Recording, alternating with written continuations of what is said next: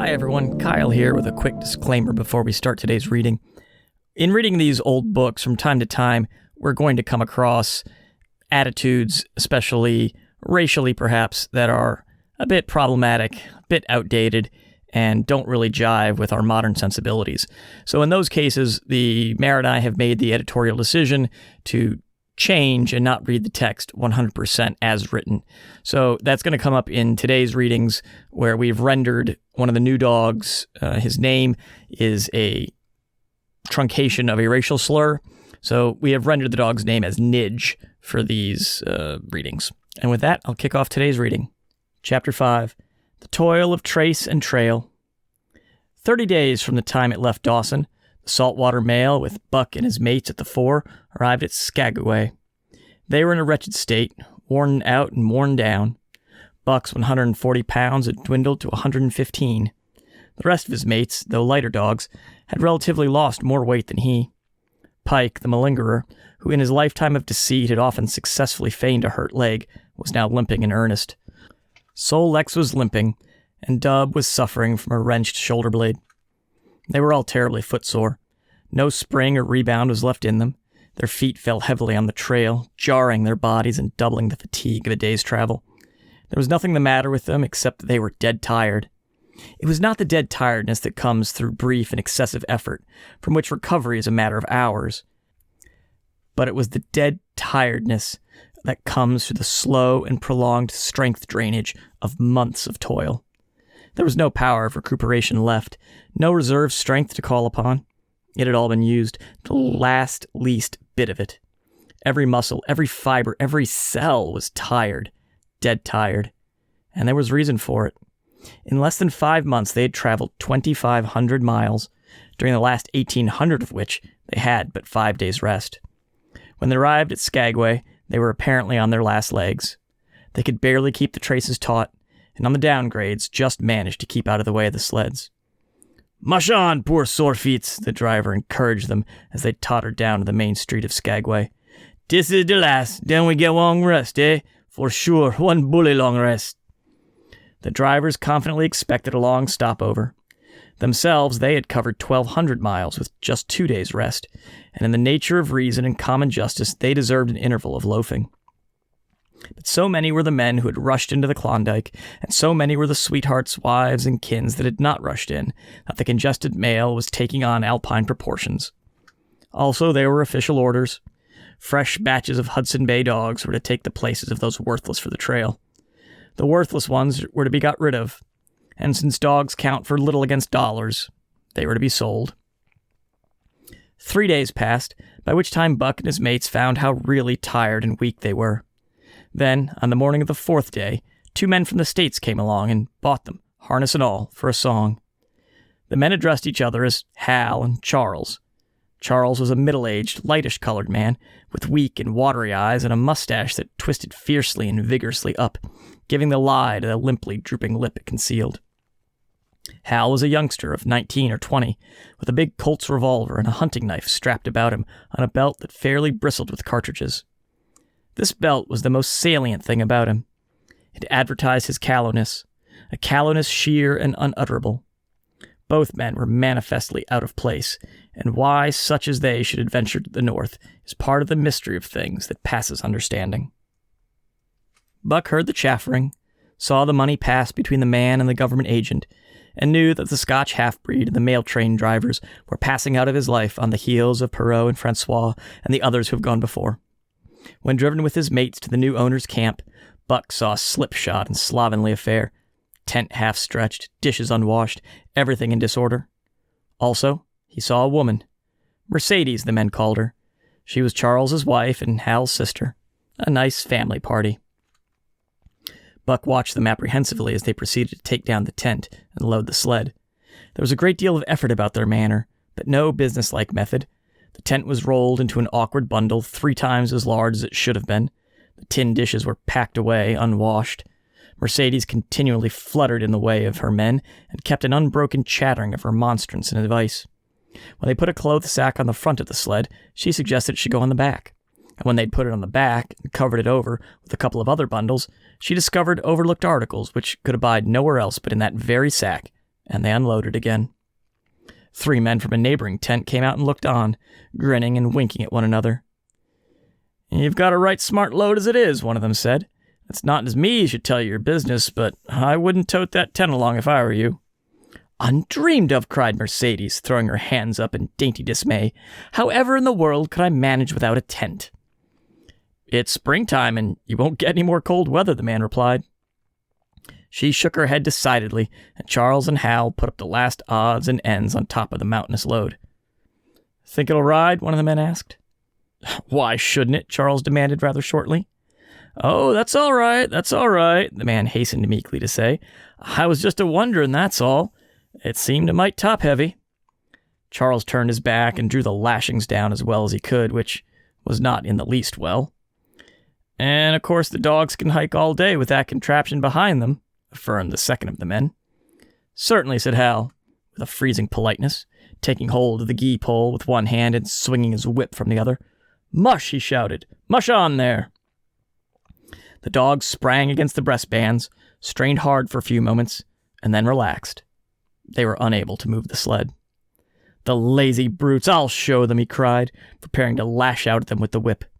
But Mercedes interfered, crying, "Oh, Hal, you mustn't," as she caught hold of the whip and wrenched it from him. "The poor dears, now you must promise you won't be harsh with them for the rest of the trip, or I won't go a step." "Precious lot you know about dogs," her brother sneered, "and I wish you'd leave me alone. They're lazy, I tell you. You've got to whip them to get anything out of them. That's their way. You ask anyone. Ask one of those men." Mercedes looked at them imploringly, untold repugnance at sight of pain written on her pretty face. "They're as weak as water, if you want to know," came the reply from one of the men. "Plumb tuckered out, and that's what's the matter. They need a rest."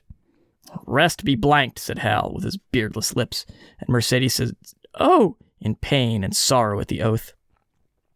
But she was a clannish creature, and rushed at once to the defense of her brother. "Never mind that man," she said pointedly. "You're driving our dogs, and you do what you think best with them." Again Hal's whip fell upon the dogs. They threw themselves against the breastbands, dug their feet into the packed snow, got down low to it, and put forth all their strength. The sled held as though it were an anchor. After 2 efforts, they stood still, panting. The whip was whistling savagely when once more Mercedes interfered. She dropped on her knees before Buck, with tears in her eyes, and put her arms around his neck. "You poor, poor dears," she cried sympathetically. "Why don't you pull hard? Then you wouldn't be whipped." Buck did not like her, but he was feeling too miserable to resist her, taking it as part of the day's miserable work. One of the onlookers, who had been clenching his teeth to suppress hot speech, now spoke up. "It's not that I care a whoop what becomes of you, but for the dog's sake, I just want to tell you, you can help them a mighty lot by breaking out that sled. The runners are froze fast. Throw your weight against the gee pole, right and left, and break it out." A third time the attempt was made, but this time, following the advice, Hal broke out the runners which had been frozen to the snow. The overloaded and unwieldy sled forged ahead, and Buck and his mates struggling frantically under the rain of blows. 100 yards ahead, the path turned and sloped steeply into the main street. It would have required an experienced man to keep the top-heavy sled upright, and Hal was not such a man. As they swung on the turn, the sled went over, spilling half its load through the loose lashings. The dogs never stopped. The lightened sled bounced on its side behind them. They were angry because of the ill treatment they had received and the unjust load. Buck was raging. He broke into a run, the team following his lead. Hal cried, "Whoa, whoa!" but they gave no heed. He tripped and was pulled off his feet. The capsized sled ground over him, and the dogs dashed on up the street, adding to the gaiety of Skagway as they scattered the remainder of the outfit along its chief thoroughfare. Kind-hearted citizens caught the dogs and gathered up the scattered belongings. Also, they gave advice. Half the load and twice the dogs, if they ever expected to reach Dawson, was what was said. Hal and his sister and brother-in-law listened unwillingly, pitched tent, and overhauled the outfit. Canned goods were turned out that made men laugh, for canned goods on the long trail is a thing to dream about. "Blankets for a hotel," quoth one of the men, who laughed and helped. "Half as many is too much. Get rid of them. Throw away that tent and all those dishes. Who's going to wash them anyway? Good Lord, do you think you're traveling on a Pullman?" And so it went, the inexorable elimination of the superfluous. Mercedes cried when her clothes bag were dumped on the ground, and article after article was thrown out. She cried in general, and she cried in particular over each discarded thing. She clasped hands about knees, rocking back and forth broken-heartedly. She averred she would not go an inch, not for a dozen Charleses. She appealed to everybody and to everything, finally wiping her eyes and proceeding to cast out even articles of apparel that were imperative necessities. And in her zeal, when she had finished with her own, she attacked the belongings of her men and went through them like a tornado. This accomplished, the outfit, though cut in half, was still a formidable bulk. Charles and Hal went out in the evening and bought 6 outside dogs. These, added to the 6 of the original team, Antique and Kuna, the Huskies obtained at the Rink Rapids on the record trip, brought the team up to 14. But the outside dogs, though practically broken in since their landing, did not amount to much. 3 were short-haired pointers, 1 was a Newfoundland, and the other 2 were mongrels of indeterminate breed. They did not seem to know anything, these newcomers. Buck and his comrades looked upon them with disgust, and though he speedily taught them their places and what not to do, he could not teach them what to do. They did not take kindly to trace and trail. With the exception of the 2 mongrels, they were bewildered and spirit-broken by the strange, savage environment in which they found themselves and by the ill treatment they had received. The 2 mongrels were without spirit at all. Bones were the only things breakable about them. With the newcomers, hopeless and forlorn, and the old team worn out by 2,500 miles of continuous trail, the outlook was anything but bright. The 2 men, however, were quite cheerful, and they were proud, too. They were doing the thing in style, with 14 dogs. They had seen other sleds depart over the pass for Dawson, or come in from Dawson, but never had they seen a sled with so many as 14 dogs. In the nature of Arctic travel, there was a reason why 14 dogs should not drag one sled, and that was one sled could not carry the food for 14 dogs. But Charles and Hal did not know this. They had worked the trip out with a pencil. So much to a dog, so many dogs, so many days, QED. Mercedes looked over their shoulders and nodded comprehensively. It was all so very simple. Late next morning, Buck led the team up the street. There was nothing lively about it, no snap or go in him and his fellows. They were starting dead weary. 4 times he had covered the distance between Saltwater and Dawson, and the knowledge that, jaded and tired, he was facing the same trail once more made him bitter. His heart was not in the work, nor was the heart of any dog. The outsides were timid and frightened, the insides without confidence in their masters. Buck felt vaguely that there was no depending on these 2 men and the women. They did not know how to do anything, and as the days went by, it became apparent they could not learn. They were slack in all things, without order or discipline. It took them half the night to pitch a slovenly camp, and half the morning to break that camp and get the sled loaded in fashion so slovenly that for the rest of the day they were occupied in stopping and rearranging the load. Some days they did not make 10 miles. On other days they were unable to get started at all, and on no day did they succeed in making more than half the distance used by the men as a basis in their dog food computation. It was inevitable they should go short on dog food, but they hastened it by overfeeding, bringing the day nearer when underfeeding would commence. The outside dogs, whose digestions had not been trained by chronic famine to make the most of little, had voracious appetites. And when, in addition to this, the worn-out huskies pulled weakly, Hal decided that the orthodox ration was too small. He doubled it, and to cap it all, when Mercedes, with tears in her pretty eyes and a quaver in her throat, could not cajole him into giving the dogs still more, she stole from the fish sacks and fed them slyly. But it was not food that Buck and the huskies needed, but rest, and though they were making poor time, the heavy load they dragged sapped their strength severely. Then came the underfeeding. Hal awoke one day to the fact that his dog food was half gone, and the distance only quarter covered. Further, that for love or money no additional dog food was to be obtained. So he cut down even the orthodox ration and tried to increase the day's travel. His sister and brother-in-law seconded him, but they were frustrated by their heavy outfit and their own incompetence. It was a simple matter to give the dogs less food, but it was impossible to make the dogs travel faster, while their own inability to get underway earlier in the morning prevented them from traveling longer hours. Not only did they not know how to work dogs, but they did not know how to work themselves. The first to go was Dub. Poor, blundering thief that he was, always getting caught and punished, he had nonetheless been a faithful worker. His wrenched shoulder blade, untreated and unrested, went from bad to worse till finally, Hal shot him with the big Colt's revolver. It is a saying of the country that an outside dog starves to death on the ration of a husky, so the 6 outside dogs under Buck could do no less than die on half the ration of the husky. The Newfoundland went first, followed by the 3 short-haired pointers, the 2 mongrels hanging on more grittily to life, but going in the end. By this time, all the amenities and gentleness of the Southland had fallen away from the 3 people. Shorn of its glamour and romance, Arctic travel became to them a reality too harsh for their manhood and womanhood. Mercedes ceased weeping over the dogs, being too occupied with weeping over herself and with quarreling with her husband and brother. To quarrel was the one thing they were never too weary to do. Their irritability arose out of their misery, increased with it, doubled upon it, outdistanced it. The wonderful patience of the trail which comes to men who toil hard and suffer sore and remain sweet of speech and kindly did not come to these 2 men and the woman. They had no inkling of such a patience. They were stiff and in pain. Their muscles ached, their bones ached, their very hearts ached. And because of this, they became sharp of speech, and hard words were first on their lips in the morning and last at night. Charles and Hal wrangled whenever Mercedes gave them a chance.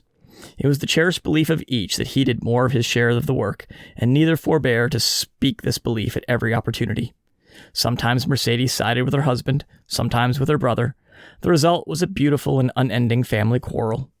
Starting from a dispute as to which should chop a few sticks for the fire, a dispute which concerned only Charles and Hal, presently would be lugged in the rest of the family, fathers, mothers, uncles, cousins, people thousands of miles away, and some of them dead. That Hal's view on art, or the sort of society plays his mother's brother wrote, should have anything to do with the chopping of a few sticks of firewood passes comprehension. Nevertheless, the quarrel was as likely to tend in that direction as in the direction of Charles's political prejudices, and that Charles's sister's tale-bearing tongue should be relevant to the building of a Yukon fire was apparent only to Mercedes, who disburdened herself on copious opinions on that topic, and incidentally on a few other traits unpleasantly peculiar to her husband's family. In the meantime, the fire remained unbuilt, the camp half-pitched, and the dogs unfed. Mercedes nursed a special grievance, the grievance of sex. She was pretty and soft and had been chivalrously treated all her days, but the present treatment by her husband and brother was everything save chivalrous. It was her custom to be helpless. They complained, upon which impeachment of what to her was her most essential sex prerogative, she made their lives unendurable. She no longer considered the dogs, and because she was sore and tired, she persisted in riding on the sled. She was pretty and soft, but she weighed 120 pounds, a lusty last straw to the load dragged by the weak and starving animals. She rode for days, till they fell in the traces and the sled stood still. Charles and Hal begged her to get off and walk, pleaded with her, entreated, and while she wept and importuned heaven with a recital of their brutality. On one occasion, they took her off the sled by main strength. They never did it again. She let her legs go limp like a spoiled child and sat down on the trail. They went on their way, but she did not move. After they had traveled 3 miles, they unloaded the sled, came back for her, and by main strength put her on the sled again. In the excess of their own misery, they were callous to the suffering of the animals. Hal's theory, which he practiced on others, was that one must get hardened. He had started out preaching it to his sister and brother-in-law. Failing there, he hammered it into the dogs with a club. At the 5 fingers, the dog food gave out, and a toothless old squaw offered to trade them a few pounds of frozen horsehide for the Colt's revolver that kept the big hunting knife company at Hal's hip. A poor substitute for food was this hide, just as it had been stripped from the starved horses of the cattlemen 6 months back. In its frozen state, it was more like strips of galvanized iron, and when a dog wrestled it into his stomach, it thawed into thin and innutritious leathery strings, and into a mass of short hair, irritating and indigestible. And through it all, Buck staggered along at the head of the team as in a nightmare. He pulled when he could. When he could no longer pull, he fell down and remained down, till blows from the whip or club drove him to his feet again. All the stiffness and gloss had gone out of his beautiful furry coat. The hair hung down, limp and draggled, or matted with dried blood where Hal's club had bruised him. His muscle had wasted away to knotty strings, and the flesh pads had disappeared, so that each rib and every bone in his frame were outlined clearly through the loose hide that was wrinkled in folds of emptiness. It was heartbreaking. Only Buck's heart was unbreakable. The man in the red sweater had proved that. As it was with Buck, so it was with his mates. They were all preambulating skeletons. There were 7 altogether, including him. In their very great misery, they'd become insensible to the bite of the lash or the bruise of the club. The pain of the beating was dull and distant, just as the things their eyes saw and their ears heard seemed dull and distant. They were not half living, or quarter living. They were simply so many bags of bones in which sparks of life fluttered faintly. When a halt was made, they dropped down to the traces like dead dogs, and the spark dimmed and paled and seemed to go out. And when the club or whip fell upon them, the spark fluttered feebly up, and they tottered to their feet and staggered on. There came a day when Billy, the good-natured, fell and could not rise. Hal had traded off his revolver, so he took the axe and knocked Billy on the head as he lay in the traces, and then cut the carcass out of the harness and dragged it to one side. Buck saw, and his mates saw, and they knew that this thing was very close to them. On the next day Kuna went, and but 5 of them remained. Joe, too far gone to be malignant, Pike, crippled and limping, only half conscious, and not conscious enough longer to malinger, Sol-leks, the one-eyed, still faithful to the toil of trace and trail, and mournful in that he had so little strength with which to pull, Teek, who had not traveled so far that winter and who was now beaten more than the others because he was fresher, and Buck, still at the head of the team, but no longer enforcing discipline or striving to enforce it, blind with weakness half the time and keeping the trail by the loom of it and by the dim feel of his feet. It was beautiful spring weather, but neither dogs nor humans were aware of it. Each day the sun rose earlier and set later. It was dawn by 3 a.m, and twilight lingered till 9 p.m. The whole long day was a blaze of sunshine. The ghostly winter silence had given way to the great spring murmur of awakening life. This murmur arose from all the land, fraught with the joy of living. It came from the things that lived and moved again, things which had been as dead as, and which had not moved during the long months of frost. The sap was rising in the pines, the willows and aspens were bursting out in young buds, shrubs and vines were putting out fresh garbs of green, crickets sang in the night, and in the days all manner of creeping, crawling things rushed forth into the sun. Partridges and woodpeckers were booming and knocking in the forest. Squirrels were chattering, birds singing, and overhead honked the wildfowl, driving it up from the south in cunning wedges that split the air. From every hill slope came the trickle of running water, the music of unseen fountains. All things were thawing, bending, snapping. The Yukon was straining to break loose from the ice that bound it down. It ate away from beneath. The sun ate it from above. Air holes formed, fissures sprang and spread apart, while thin sections of ice fell through bodily into the river. And amid all this bursting, rending, throbbing of awakening life, under the blazing sun and through the soft, sighing breezes, like wayfarers to death, staggered these 2 men, the woman, and the huskies. With the dogs falling, Mercedes weeping and riding, Hal swearing innocuously, and Charles's eyes wistfully watering, they staggered into John Thornton's camp at the mouth of White River. When they halted, the dogs dropped down as though they had all been struck dead. Mercedes dried her eyes and looked at John Thornton. Charles sat down on a log to rest. He sat down very slowly and painstakingly, what of his great stiffness. Hal did the talking. John Thornton was whittling the last touches on an axe handle he had made from a stick of birch. He whittled and listened, gave monosyllabic replies, and when it was asked, terse advice. He knew the breed, and he gave his advice in the certainty that it would not be followed. They told us up above that the bottom was dropping out of the trail, and the best thing to do was to lay over, Hal said in response to Thornton's warning to take no more chances on the rotten ice. They told us we couldn't make White River, and here we are. This last with a sneering ring of triumph in it. And they told you true, John Thornton answered. The bottom's likely to drop out at any moment. Only fools, with the blind luck of fools, could have made it. I tell you straight, I wouldn't risk my carcass in that ice for all the gold in Alaska. That's because you're not a fool, I suppose, said Hal. All the same, we'll go on up to Dawson. He uncoiled his whip.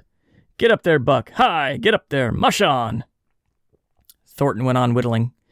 It was idle, he knew, to get between a fool and his folly, while 2 or 3 fools, more or less, would not alter the scheme of things. But the team did not get up at the command. It had long since passed into the stage where blows were required to rouse it. The whip flashed out here and there on its merciless errands. John Thornton compressed his lips. Sol-leks was the first to crawl to his feet. Teek followed. Joe came next, yelping with pain. Pike made painful efforts. Twice he fell over, one half up, and on the 3rd attempt managed to rise. Buck made no effort. He lay quietly where he had fallen. The lash bit into him again and again, but he neither whined nor struggled. Several times Thornton started, as though to speak, but changed his mind. A moisture came into his eyes, and as the whipping continued, he arose and walked irresolutely up and down. This was the first time Buck had failed, in itself a sufficient reason to drive Hal into a rage. He exchanged the whip for a customary club. Buck refused to move under the rain of heavier blows which now fell upon him.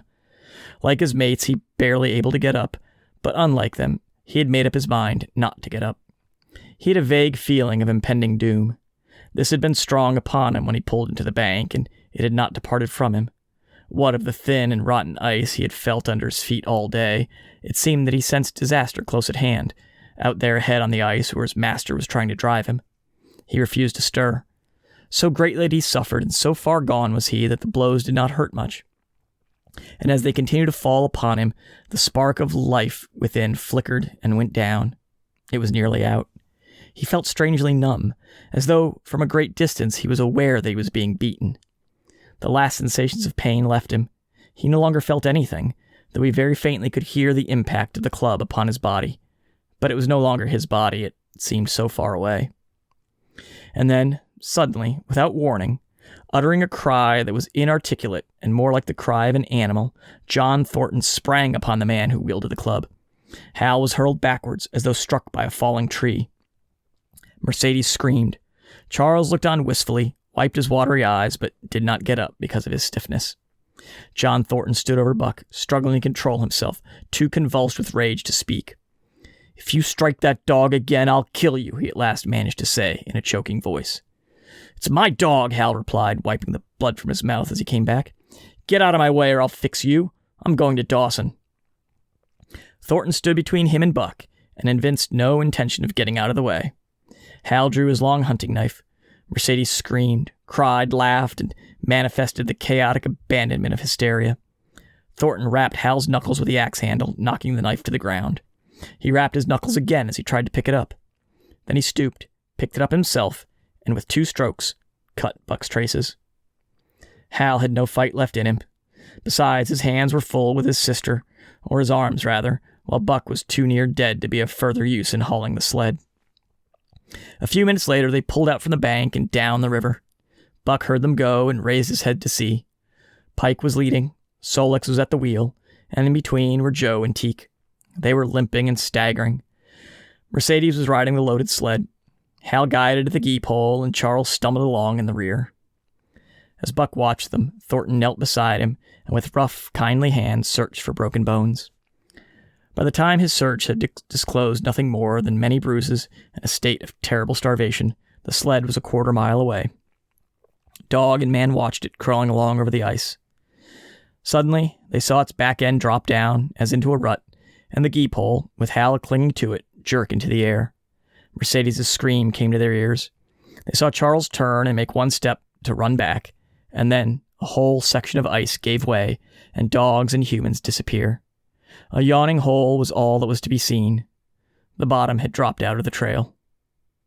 John Thornton and Buck looked at each other. "You poor devil," said John Thornton, and Buck licked his hand. Chapter 6. For the Love of a Man.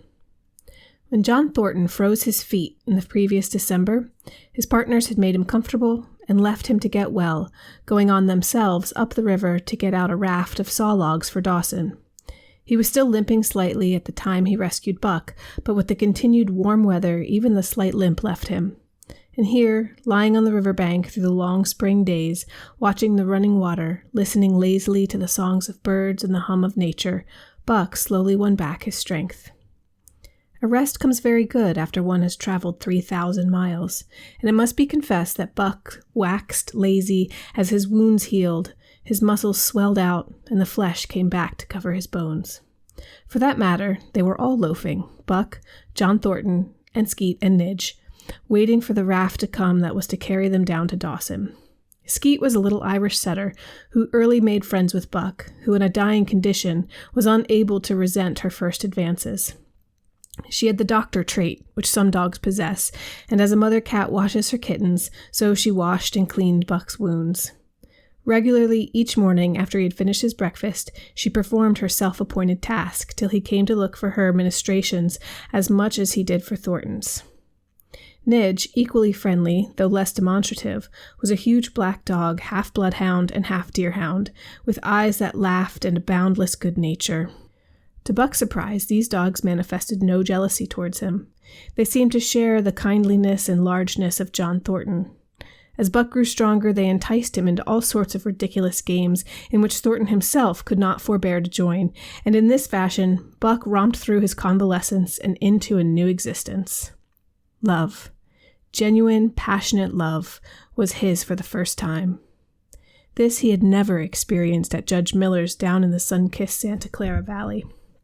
With the judge's sons, hunting and tramping, it had been a working partnership. With the judge's grandsons, a sort of pompous guardianship, and with the judge himself, a stately and dignified friendship.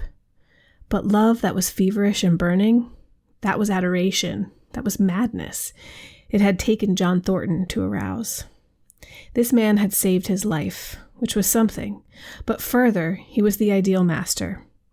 Other men saw to the welfare of their dogs from a sense of duty and business expediency. He saw to the welfare of his as if they were his own children, because he could not help it. And he saw further. He never forgot a kindly greeting or a cheering word, and to sit down for a long talk with them, gas, as he called it, was as much his delight as theirs. He had a way of taking Buck's head roughly between his hands and resting his own head upon Buck's, of shaking him back and forth while calling him ill names that to Buck were love names. Buck knew no greater joy than that rough embrace and the sound of murmured oaths, and at each jerk back and forth it seemed that his heart would be shaken out of his body, so great was its ecstasy. And when released, he sprang to his feet, his mouth laughing, his eyes eloquent, and his throat vibrant with unuttered sound, and in that fashion remained without movement. John Thornton would reverently exclaim, "God, you could all but speak." Buck had a trick of love expression that was akin to hurt. He would often seize Thornton's hand in his mouth and close so fiercely that the flesh bore the impressions of his teeth for some time afterward. And as Buck understood the oaths to be love words, so the man understood this feigned bite for a caress. For the most part, however, Buck's love was expressed in adoration. While he went wild with happiness when Thornton touched him or spoke to him, he did not seek these tokens. Unlike Skeet, who was wont to shove her nose under Thornton's hand and nudge till petted, or Nidge, who would stalk up and down and rest his great head on Thornton's knee, Buck was content to adore at a distance.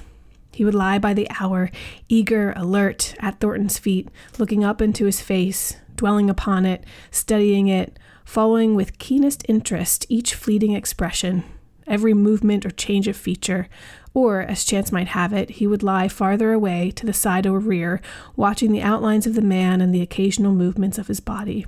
And often, such was the communion in which they lived. The strength of Buck's gaze would draw Thornton's head around, and he would return the gaze, without speech, his heart shining out of his eyes as Buck's heart shone out. For a long time after his rescue, Buck did not like Thornton to get out of his sight. From the moment he left the tent to when he entered it again, Buck would follow at his heels. His transient master since had come into the Northland had bred in him a fear that no master could be permanent. He was afraid that Thornton would pass out of his life as Perrault and Francois and the Scotch half-breed had passed out. Even in the night, in his dreams, he was haunted by this fear. At such times he would shake off sleep and creep through the chill to the flap of the tent, where he would stand and listen to the sound of his master's breathing. But in spite of this great love he bore John Thornton, which seemed to bespeak the soft civilizing influence, the strain of the primitive, which the Northland had aroused in him, remained alive and active. Faithfulness and devotion, things born of fire and roof, were his, yet he retained his wildness and his wiliness. He was a thing of the wild, come in from the wild to sit by John Thornton's fire, rather than a dog of the soft Southland stamped with the marks of generations of civilization. Because of his very great love, he could not steal from this man. But from any other man, in any other camp, he did not hesitate an instant, while the cunning with which he stole enabled him to escape detection. His face and body were scored by the teeth of many dogs, and he fought as fiercely as ever and more shrewdly. Skeet and Nidge were too good-natured for quarreling. Besides, they belonged to John Thornton. But the strange dog, no matter what the breed or valor, swiftly acknowledged Buck's supremacy or found himself struggling for life with a terrible antagonist. And Buck was merciless. He had learned well the law of club and fang, and he never forewent an advantage or drew back from a foe he had started on the way to death. He had lessons from Spitz and from the chief fighting dogs of the police and mail, and knew there was no middle course. He must master or be mastered, while to show mercy was a weakness. Mercy did not exist in the primordial life. It was misunderstood for fear, and such misunderstandings made for death. Kill or be killed, eat or be eaten was the law. And this mandate, down out of the depths of time, he obeyed. He was older than the days he had seen and the breaths he had drawn. He linked the past with the present, and the eternity behind him throbbed through him in a mighty rhythm to which he swayed as the tides and seasons swayed. He sat by John Thornton's fire, a broad-breasted dog, white-fanged and long-furred, but behind him were the shades of all manner of dogs, half-wolves and wild wolves, urgent and prompting, tasting the savor of the meat he ate, thirsting for the water he drank, scenting the wind with him, listening with him, and telling him the sounds made by the wildlife in the forest, dictating his moods, directing his actions, lying down to sleep with him when he lay down, and dreaming with him and beyond him, and becoming themselves the stuff of his dreams. So peremptorily did these shades beckon him that each day mankind and the claims of mankind slipped farther from him. Deep in the forest a call was sounding, and as often as he heard this call, mysteriously thrilling and luring, he felt compelled to turn his back upon the fire and the beaten earth around it and to plunge into the forest and on, he knew not where or why, nor did he wonder where or why, the call sounding imperiously deep in the forest. But as often as he gained the soft, unbroken earth and the green shade, the love for John Thornton drew him back to the fire again. Thornton alone held him. The rest of mankind was as nothing. Chance travelers might praise or pet him, but he was cold under it all, and from a too demonstrative man he would get up and walk away. When Thornton's partners, Hans and Pete, arrived on the long-expected raft, Buck refused to notice them till he learned they were close to Thornton. After that, he tolerated them in a passive sort of way, accepting favors from them as though he favored them by accepting. And they were of the same large type as Thornton, living close to the earth, thinking simply and seeing clearly, and ere they swung the raft into the big eddy by the sawmill at Dawson, they understood Buck and his ways, and did not insist upon an intimacy such as attained with Skeet and Nidge. For Thornton, however, his love seemed to grow and grow. He alone among men could put a pack upon Buck's back in the summer traveling. Nothing was too great for Buck to do when Thornton commanded. One day, they had grub-skated themselves from the proceeds of the raft and left Dawson for the headwaters of the Ta'ana. The men and dogs were sitting on the crest of a cliff which fell away, straight down to naked bedrock 300 feet below. John Thornton was sitting near the edge, Buck at his shoulder. A thoughtless whim seized Thornton, and he drew the attention of Hans and Pete to the experiment he had in mind. "Jump, Buck!" he commanded, sweeping his arm out and over the chasm. The next instant he was grappling with Buck on the extreme edge while Hans and Pete were dragging them back to safety. "It's uncanny," Pete said after it was over and they caught their speech. Thornton shook his head. "No, it's splendid. And it is terrible, too. Do you know, sometimes it makes me afraid." "I'm not hankering to be the man that lays hands on you while he's around," Pete announced conclusively, nodding his head towards Buck. "By jingo," was Hans's contribution. "Not mineself, either." It was at Circle City, ere the year was out, that Pete's apprehensions were realized. Black Burton, a man evil-tempered and malicious, had been picking a quarrel with a tenderfoot at the bar when Thornton stepped good-naturedly between them. Buck, as was his custom, was lying in a corner, head on paws, watching his master's every action. Burton struck out, without warning, straight from the shoulder. Thornton was sent spinning and saved himself from falling only by clutching the rail of a bar. Those who were looking on heard what was neither bark nor yelp, but something which is best described as a roar, and they saw Buck's body rise up in the air as he left the floor for Burton's throat. The man saved his life by instinctively throwing his arm out, but was hurled backward to the floor with Buck on top of him.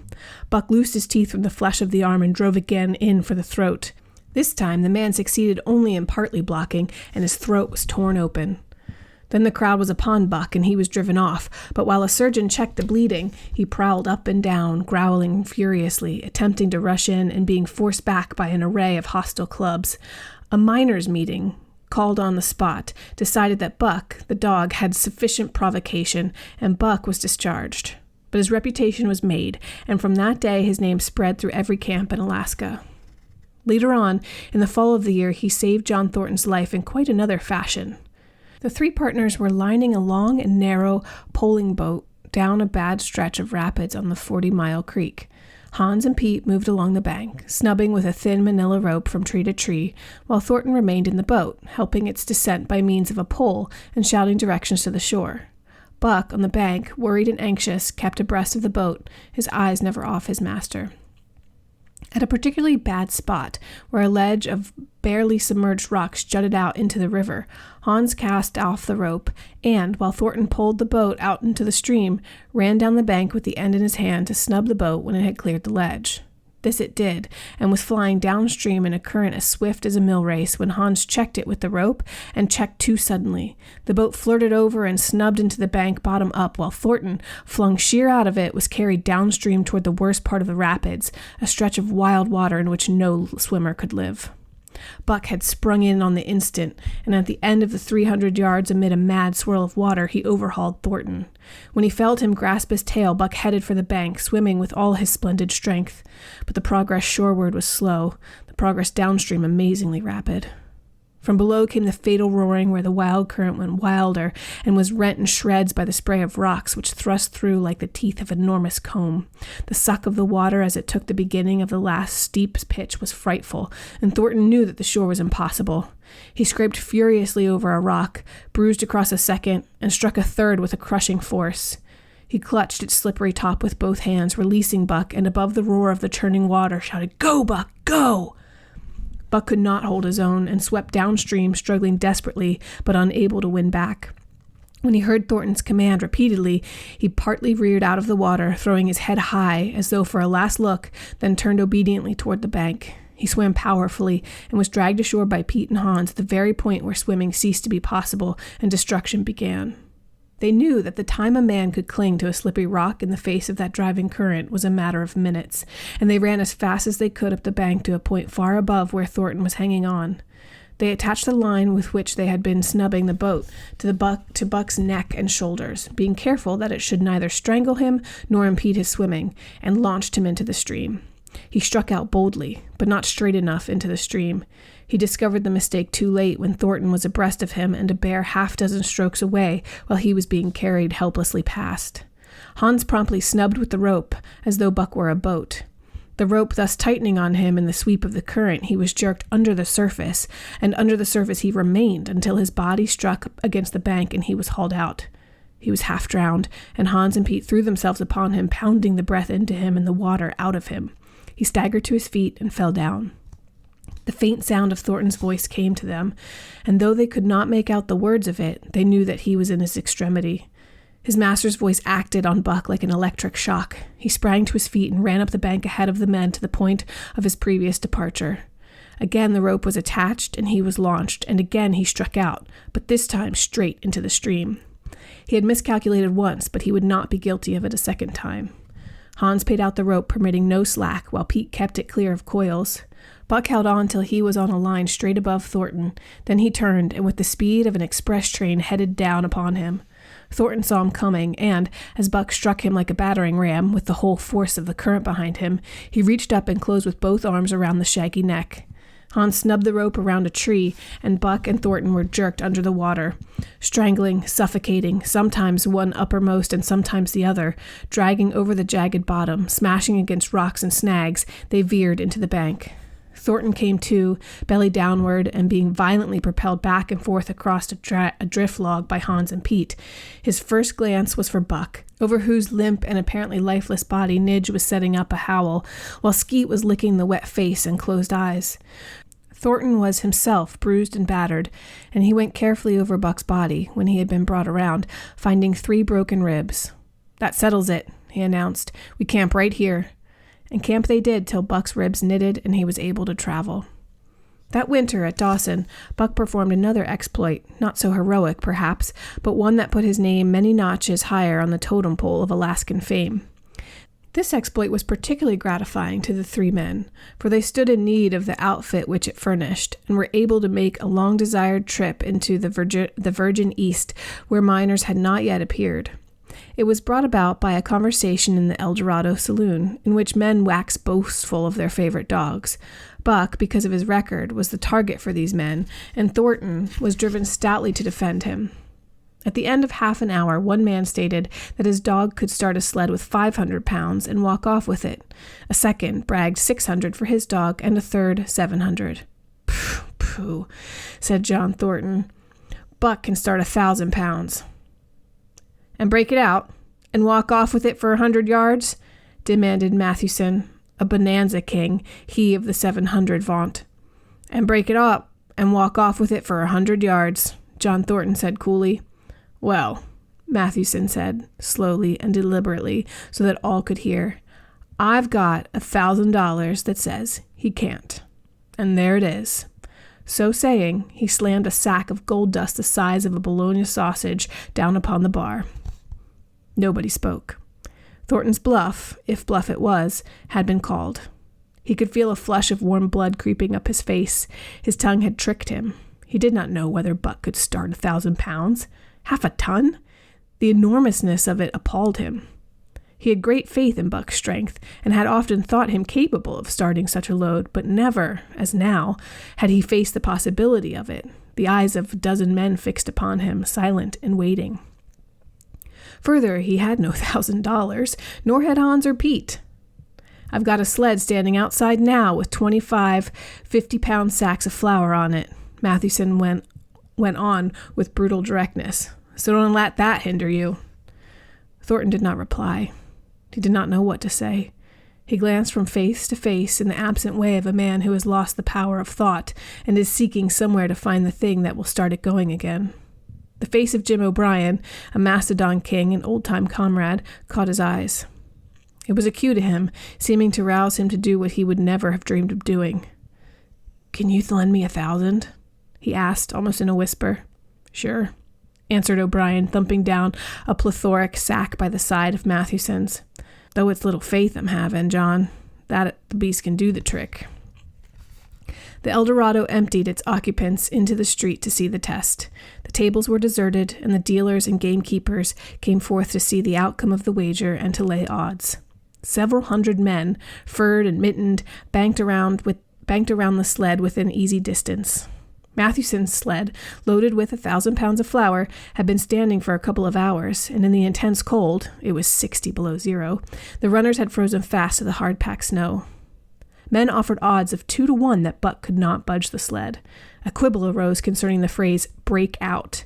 O'Brien contended it was Thornton's privilege to knock the runners loose, leaving Buck to break it out from a dead standstill. Mathewson insisted that the phrase included breaking the runners from the frozen grip of the snow. A majority of the men who had witnessed the making of the bet decided in his favor, whereat the odds went up to 3 to 1 against Buck. There were no takers.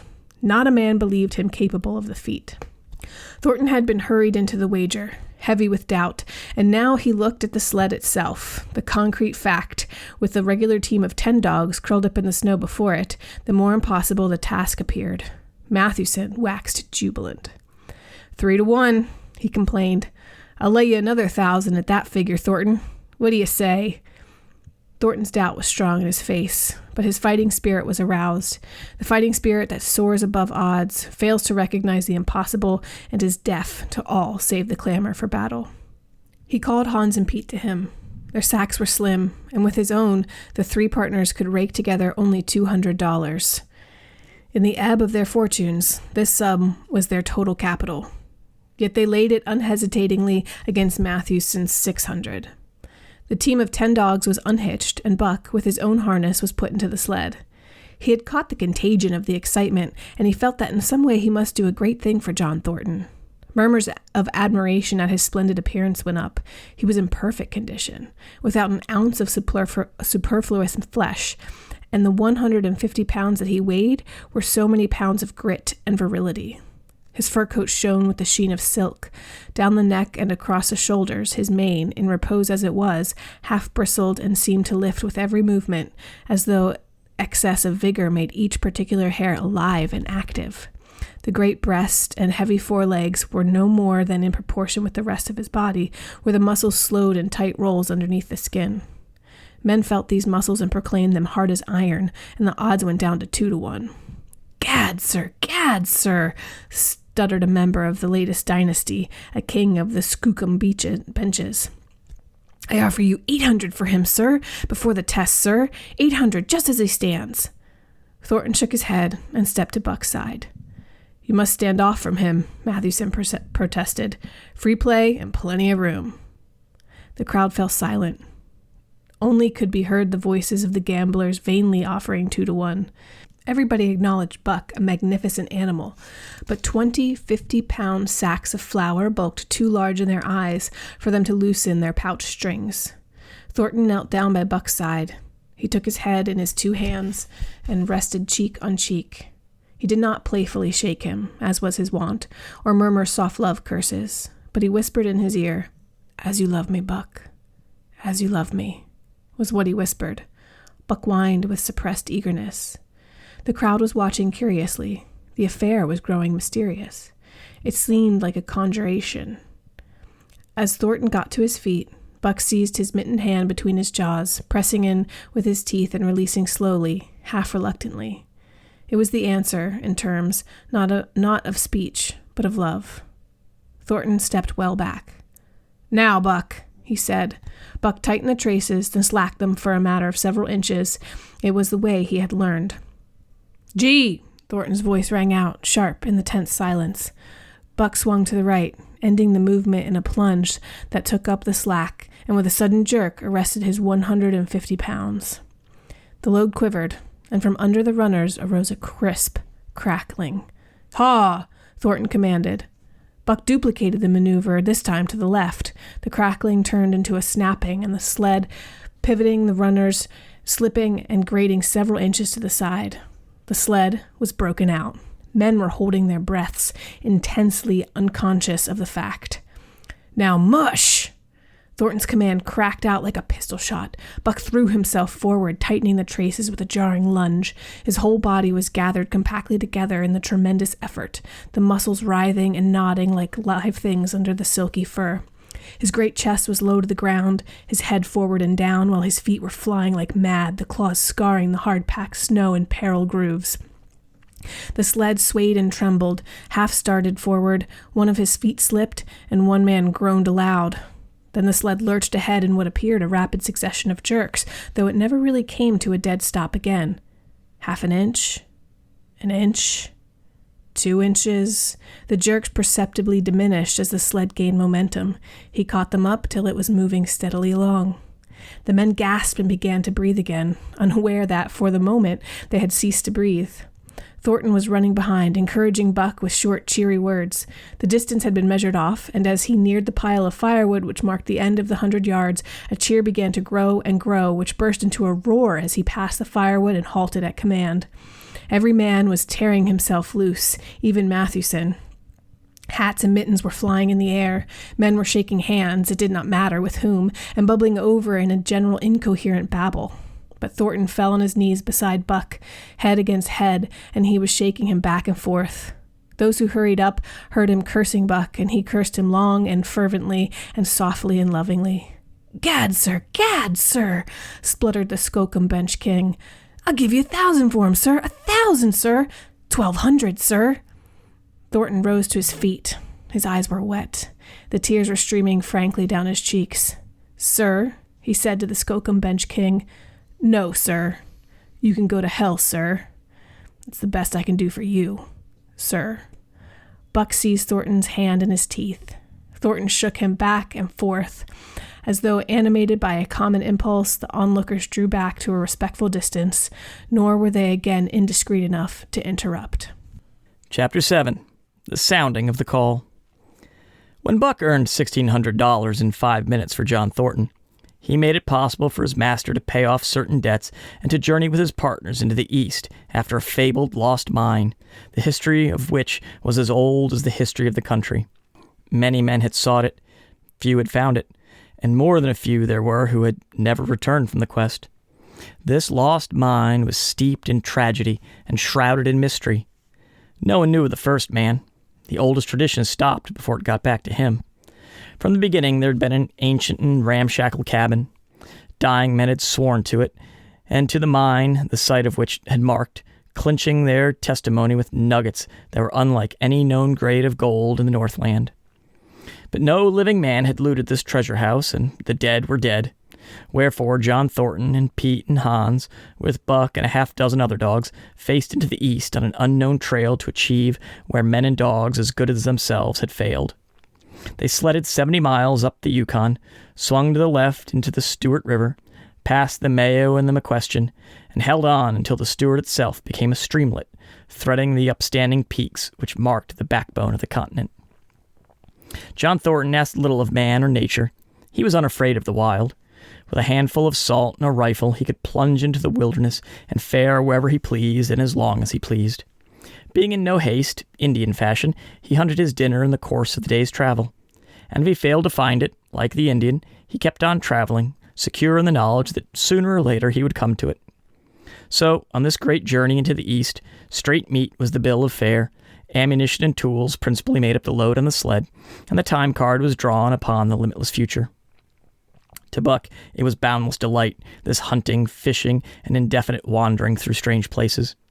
For weeks at a time, they would hold on steadily, day after day, and for weeks upon end, they would camp, here and there, the dogs loafing and the men burning holes through frozen muck and gravel and washing countless pans of dirt by the heat of the fire.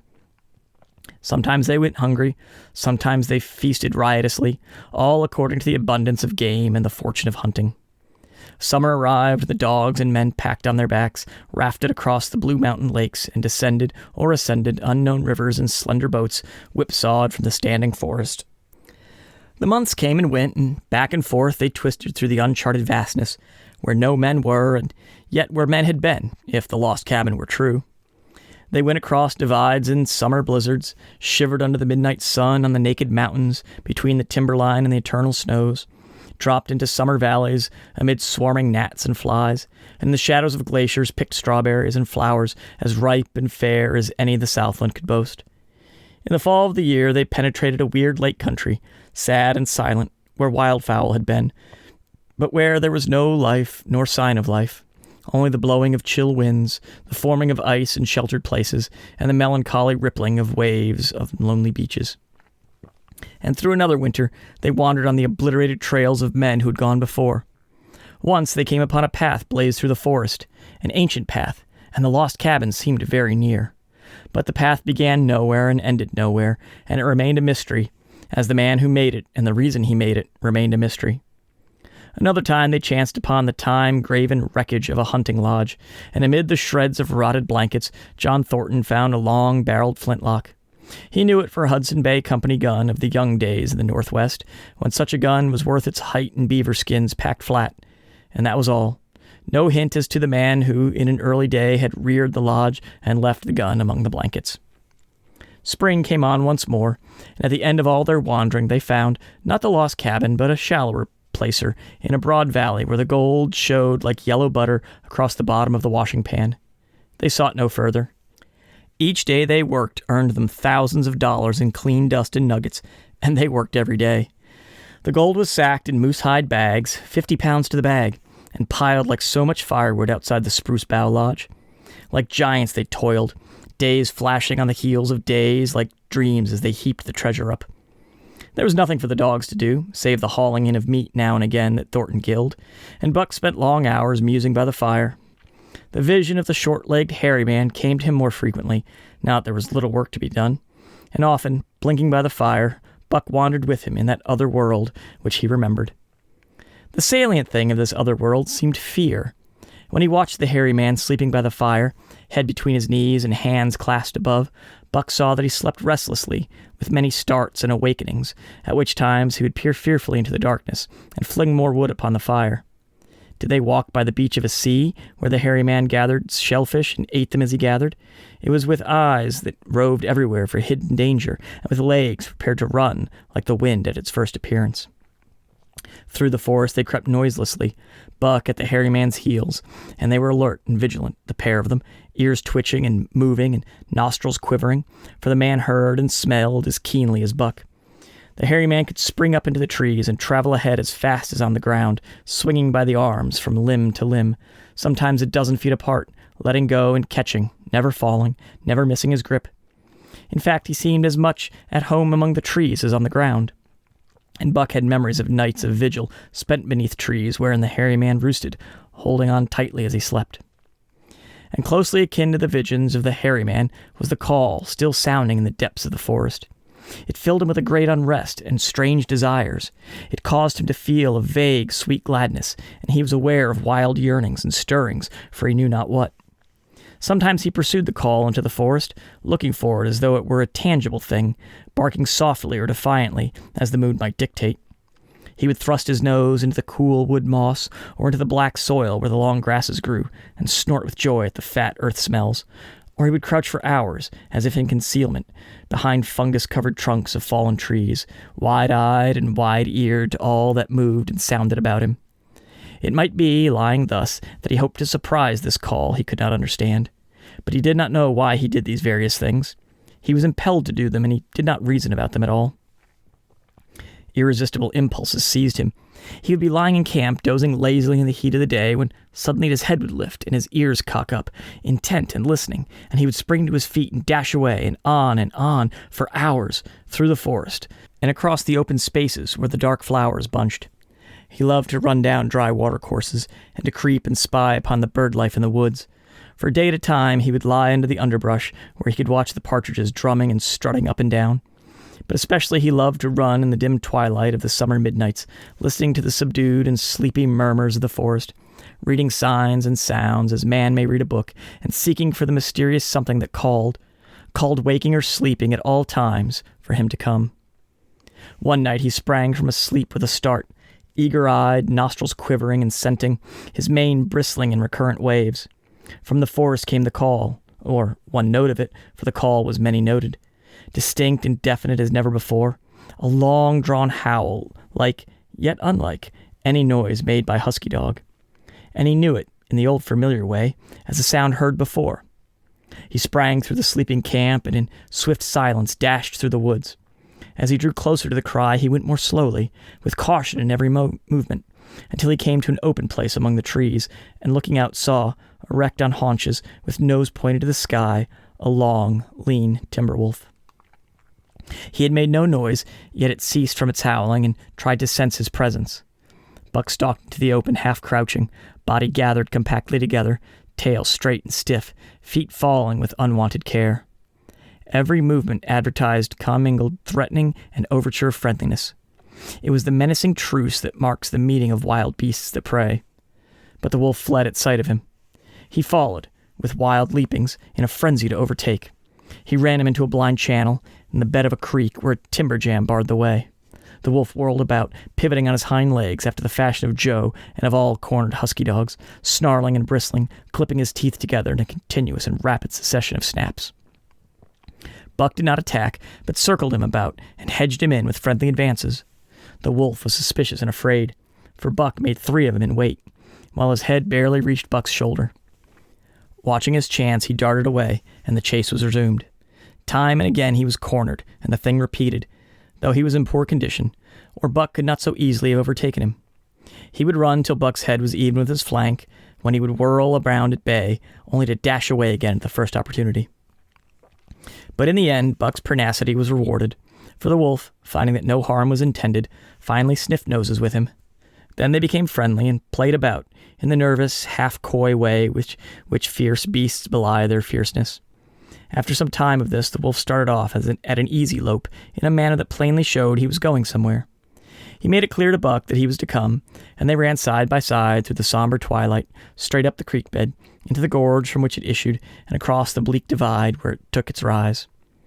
On the opposite slope of the watershed, they came down into the level country, where were great stretches of forest and many streams, and through these great stretches they ran steadily, hour after hour, the sun rising higher and the day growing warmer.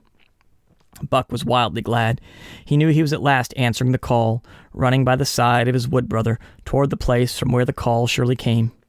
Old memories were coming upon him fast, and he was stirring to them, as of old. He stirred to the realities of which they were shadows.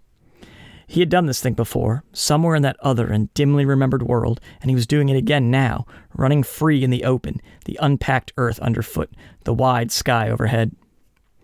They stopped by a running stream to drink, and stopping, Buck remembered John Thornton. He sat down. The wolf started on towards the place from where the call surely came, and then returning to him, sniffing noses and making actions as though to encourage him.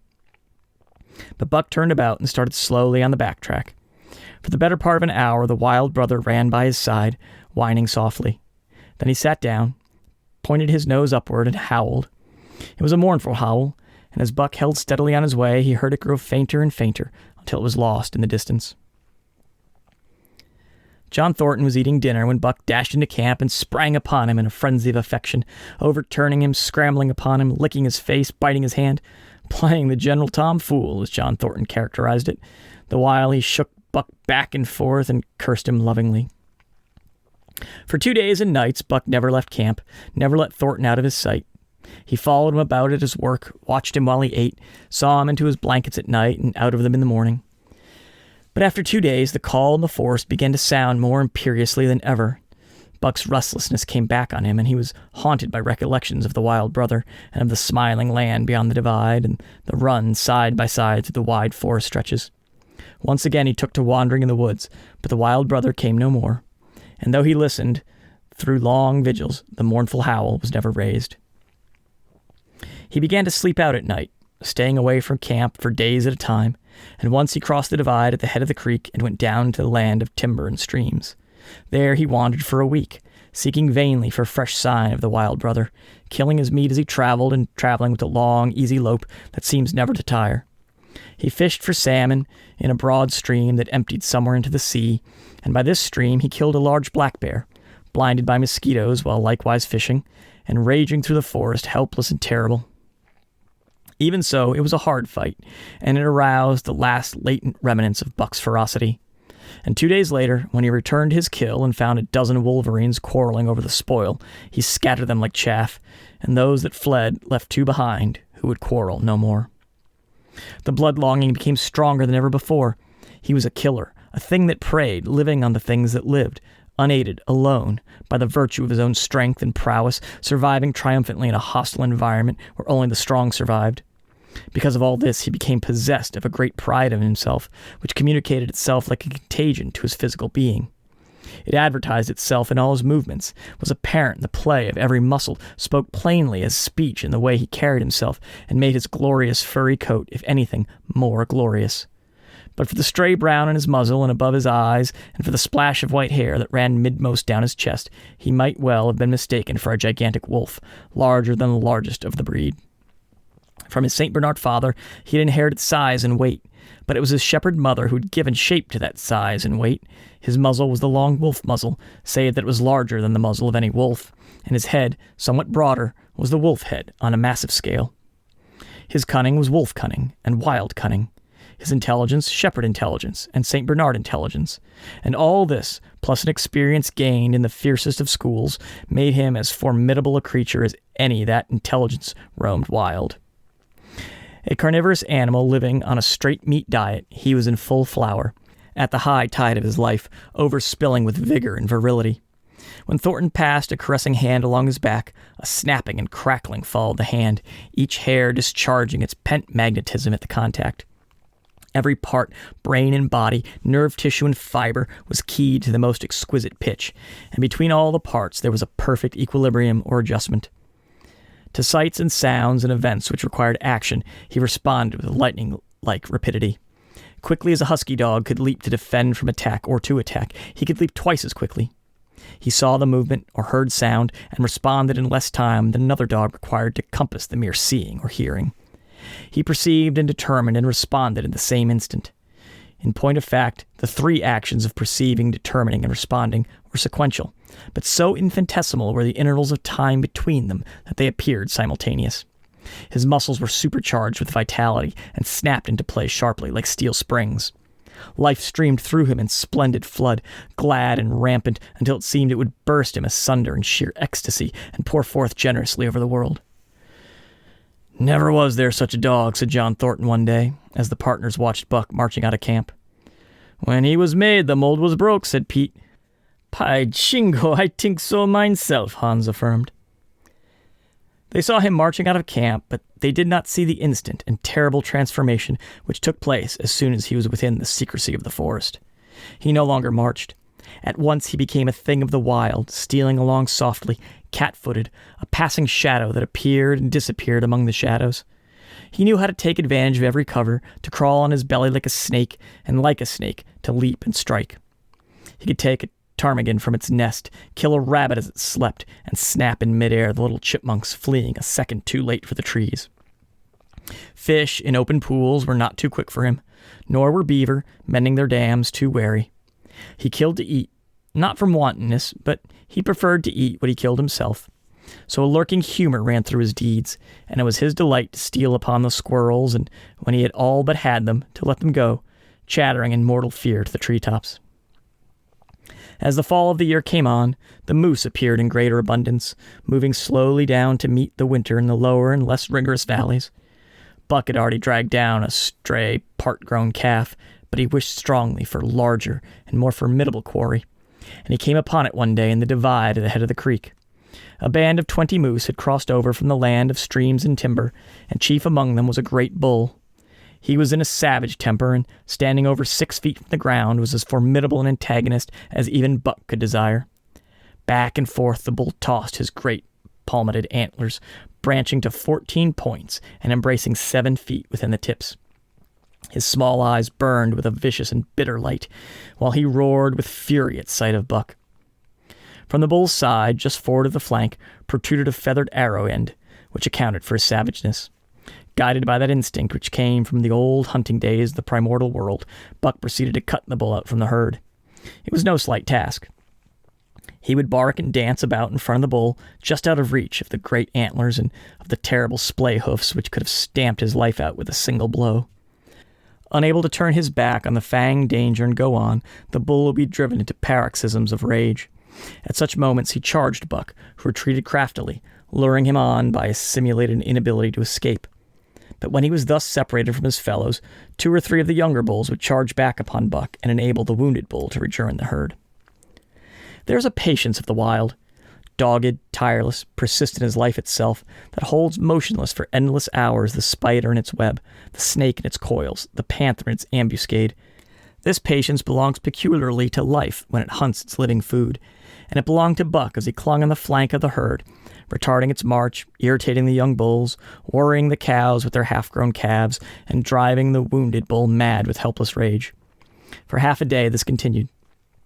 Buck multiplied himself, attacking from all sides, enveloping the herd in a whirlwind of menace, cutting out his victim as fast as it could rejoin its mates, wearing out the patience of creatures preyed upon, which is a lesser patience than that of the creatures preying.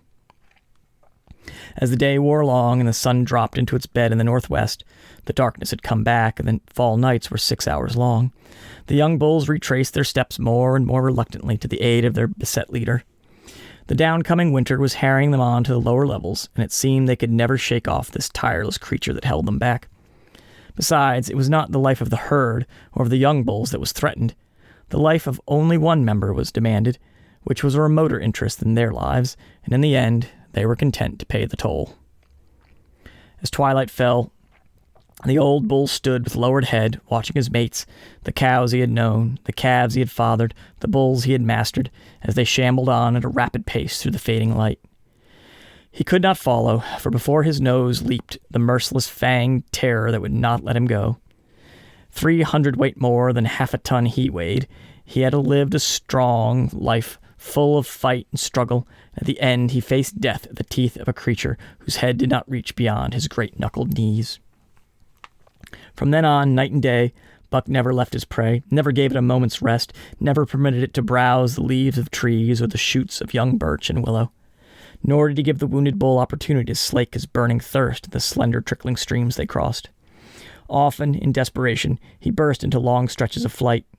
At such times, Buck did not attempt to stay him, but loped easily at his heels, satisfied with the way the game was played, lying down when the moose stood still, attacking him fiercely when he strove to eat or drink.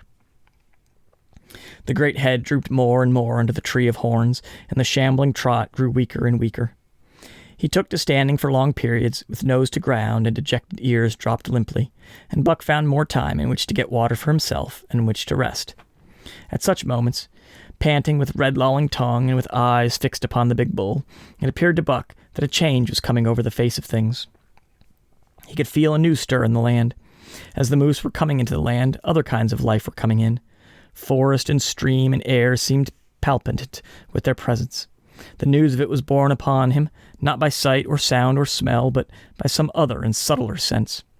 He heard nothing, saw nothing, yet knew the land was somehow different, that through it strange things were afoot and ranging, and he resolved to investigate after he'd finished the business at hand. At last, at the end of the 4th day, he pulled the great moose down. For day and night he remained by the kill, eating and sleeping, turn and turn about.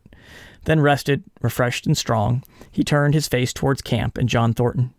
He broke into the long, easy lope and went on, hour after hour, never at loss for the tangled way, heading straight home through strange country with a certitude of direction that put man and his magnetic needle to shame. As he held on, he became more and more conscious of the new stir in the land. There was life abroad in it, different from the life which had been there throughout the summer. No longer was this fact borne upon him in some subtle, mysterious way. The birds talked of it, the squirrels chattered about it, the very breeze whispered of it. Several times he stopped and drew in the fresh morning air in great sniffs, reading a message which made him leap on with greater speed. He was oppressed with a sense of calamity happening, if it were not calamity already happened. As he crossed the last watershed and dropped into the valley towards camp, he proceeded with greater caution. 3 miles away he came upon a fresh trail that sent his neck hair rippling and bristling. It led straight towards camp and John Thornton. Buck hurried on, swiftly and stealthily, every nerve straining and tense, alert to the multitudinous details which told him his story, all but the end. His nose gave him a varying description of the passage of life on the heels of which he was traveling. He remarked the pregnant silence of the forest. The bird life had flitted. The squirrels were in hiding. One only he saw, a sleek gray fellow, flattened against the gray, dead limb, so that he seemed a part of it, a woody excrescence upon the wood itself. As Buck slid along the obscureness of a gliding shadow, his nose was jerked suddenly to the side as though a positive force had gripped and pulled it. He followed the new scent into a thicket and found Nidge. He was lying on his side, dead where he had dragged himself, an arrow protruding, head and feathers, from either side of his body. 100 yards farther on, Buck came upon one of the sled dogs Thornton had bought in Dawson. This dog was thrashing about in a death struggle, directly on the trail, and Buck passed around him without stopping. From the camp came the faint sound of many voices, rising and falling in a sing-song chant. Bellying forward to the edge of the clearing, he found Hans, lying on his face, feathered with arrows like a porcupine.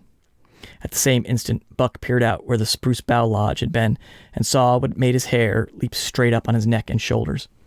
A gust of overpowering rage swept over him. He did not know that he growled, but he growled aloud with a terrible ferocity. For the last time in his life, he allowed passion to usurp cunning and reason, and it was because of his great love for John Thornton that he lost his head. The Yeehats were dancing about the wreckage of the Spruce Bough Lodge when they heard a fearful roaring and saw rushing upon them an animal the like of which they had never seen before. It was Buck, a live hurricane of fury, hurling himself upon them in a frenzy to destroy. He sprang at the foremost man. It was the chief of the Yeehats, ripping the throat wide open till rent jugular spouted a fountain of blood. He did not pause to worry the victim, but ripped in passing, with the next bound, tearing wide the throat of a second man. There was no withstanding him. He plunged about in their very midst, tearing, rending, destroying, in constant and terrific motion which defied the arrows they discharged at him. In fact, so inconceivably rapid were his movements, and so closely were the Indians tangled together that they shot one another with the arrows, and one young hunter, hurling a spear at Buck in midair, drove it through the chest of another hunter with such force that the point broke through the skin on the back and stood out beyond. Then in a panic seized the Yeehats, and they fled in terror to the woods, proclaiming as they fled the advent of the evil spirit. And truly, Buck was the fiend incarnate, raging at their heels and dragging them down like deer as they raced through the trees. It was a fateful day for the Yeehats. They scattered far and wide over the country, and it was not till a week later that the last of the survivors gathered together in a lower valley and counted their losses. As for Buck, wearying of the pursuit, he returned to the desolated camp. He found Pete where he'd been killed in his blankets in the first moment of surprise. Thornton's desperate struggle was fresh written on the earth, and Buck scented every detail of it down to the edge of a deep pool.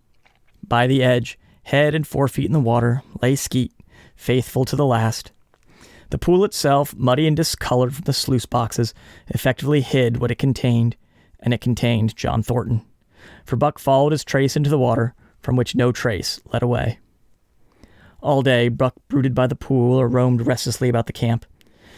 Death, as a cessation of movement, as a passing out and away from the lives of the living, he knew, and he knew John Thornton was dead. It left a great void in him, somewhat akin to hunger, but a void which ached and which food could not fill. At times, when he paused to contemplate the carcasses of the Yeehats, he forgot the pain of it. And at such times he was aware of a great pride in himself, a pride greater than any he had yet experienced. He had killed man, the noblest game of all, and he had killed in the face of the law of club and fang. He sniffed the bodies curiously. They had died so easily. It was harder to kill a husky dog than them. They were no match at all, were it not for their arrows and spears and clubs. Thenceforward he would be unafraid of them, except when they bore in their hands their arrows, spears, and clubs. Night came on, and a full moon rose high over the trees into the sky, lighting the land till it lay bathed in ghostly day. And with the coming of night, brooding and mourning by the pool, Buck became alive to a stirring of a new life in the forest, other than that which the Yeehats had made. He stood up, listening and scenting. From far away drifted a faint, sharp yelp, followed by a chorus of similar sharp yelps. As the moments passed, the yelps grew closer and louder. Again, Buck knew them as things he had heard in that other world, which persisted in his memory. He walked to the center of the open space and listened. It was the call, the many-noted call, sounding more luringly and compellingly than ever before. And as never before, he was ready to obey. John Thornton was dead. The last tie was broken. Man and the claims of man no longer bound him. Hunting their living meat, as the Yeehats were hunting it, on the flanks of the migrating moose, the wolf pack had at last crossed over from the land of streams and timber and invaded Buck's Valley. Into the clearing where the moonlight streamed, they poured in a silvery flood, and in the center of the clearing stood Buck, motionless as a statue, waiting their coming. They were awed, so still and large he stood, and a moment's pause fell, till the boldest one leaped straight for him. Like a flash, Buck struck, breaking the neck. Then he stood without movement, as before, the stricken wolf rolling in agony behind him. 3 others tried it in sharp succession, and one after the other they drew back, streaming blood from the slashed throats or shoulders. This was sufficient to fling the whole pack forward, pell-mell, crowded together, blocked and confused by its eagerness to pull down the prey. Buck's marvelous quickness and agility stood him in good stead. Pivoting on his hind legs, snapping and gashing, he was everywhere at once, presenting a front which was apparently unbroken, so swiftly did he whirl and guard from side to side. But to prevent them from getting behind him, he was forced back, down past the pool and into the creek bed, till he brought up against a high gravel bank. He worked along to a right angle in the bank, which the men had made in the course of mining, and in this angle he came to bay, protected on 3 sides and with nothing to do but face the front. And so well did he face it that at the end of half an hour the wolves drew back, discomfited. The tongues were all out and lolling, the white fangs showing cruelly white in the moonlight. Some were lying down with heads raised and ears pricked forward, others stood on their feet, watching him, and still others were lapping water from the pool. One wolf, long and lean and gray, advanced cautiously, in a friendly manner, and Buck recognized the wild brother with whom he had run for a night and a day. He was whining softly, and as Buck whined, they touched noses. Then an old wolf, gaunt and battle-scarred, came forward. Buck writhed his lips into the preliminary of a snarl, but sniffed noses with him. Whereupon the old wolf sat down, pointed nose at the moon, and broke out the long wolf howl. The other sat down and howled, and now the call came to Buck in unmistakable accents. He, too, sat down and howled. This over, he came out of his angle, and the pack crowded around him, sniffing in a half-friendly, half-savage manner. The leaders lifted the yelp of the pack and sprang away into the woods. The wolves swung in behind, yelping in chorus, and Buck ran with them, side by side with the wild brother, yelping as he ran. And here may well end the story of Buck. The years were not many when the Ehots noted a change in the breed of timber wolves, for some were seen with splashes of brown on head and muzzle, and with a rift of white centering down the chest. But more remarkable than this, the Ehots tell of a ghost dog that runs at the head of the pack. They're afraid of this ghost dog, for it has cunning greater than they, stealing from their camps in fierce winters, robbing their traps, slaying their dogs, and defying their bravest hunters. Nay, the tale grows worse. Hunters there are who fail to return to the camp, and hunters there have been whom their tribesmen found with throats slashed cruelly open and with wolf prints about them in the snow greater than the prints of any wolf. Each fall, when the Yehots follow the movement of the moose, there is a certain valley which they never enter. And women there are who become sad when the word goes over the fire of how the evil spirit came to select that valley for an abiding place. In the summers, there is one visitor, however, to that valley of which the Ehots do not know. There is a great, gloriously coated wolf, like and yet unlike all other wolves. He crosses alone from the smiling timberland and comes down into an open space among the trees. Here a yellow stream flows from rotted moose-hide sacks and sinks into the ground, with long grasses growing through it and vegetable mold overrunning it and hiding its yellow from the sun. And here he muses for a time, howling once, long and mournfully, ere he departs. But he's not always alone. When the long winter nights come on and the wolves follow their meat into the lower valleys, he may be seen running at the head of the pack through the pale moonlight or glimmering borealis, leaping gigantic above his fellows, his great throat a bellow as he sings a song of the younger world, which is the song of the pack.